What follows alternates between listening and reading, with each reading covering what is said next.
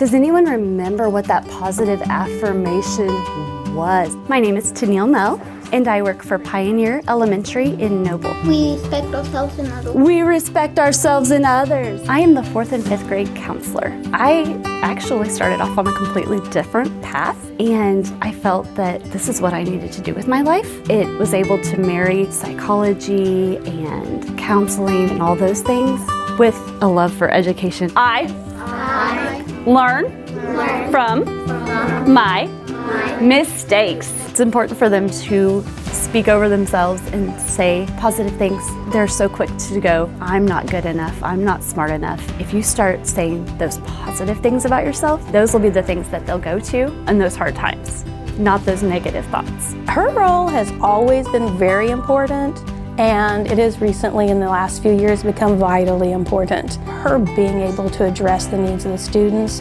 has made a huge difference in just the well-being of our students. A young lady a couple years ago, she hated school, and you pour into them and you get to know them so deeply, and you start to see them kind of pull out of their shell a little bit more. Suddenly we're coming to school more often, and then we're getting better grades.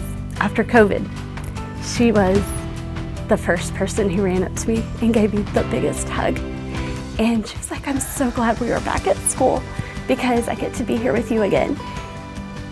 And I almost lost it standing in the gym and felt like that's just one of the times that I've done my job. I was able to save that one person and get them going on the right path. She loves her job.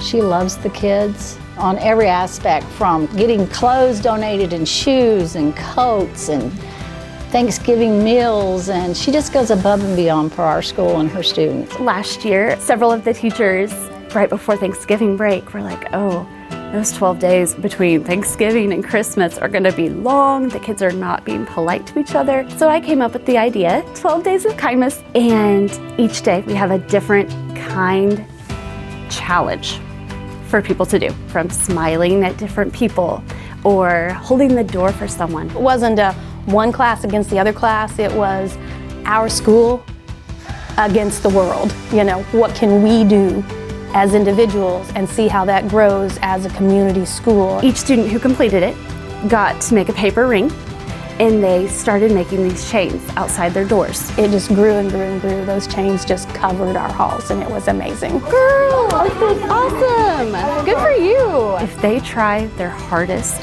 even if they fail, I'm right here. And so they can fail, and I'll still pick them back up. And it gives them that safe space to be able to try a little harder, be able to reach out a little bit more, because they know that somebody's a safe person who's going to be there for them.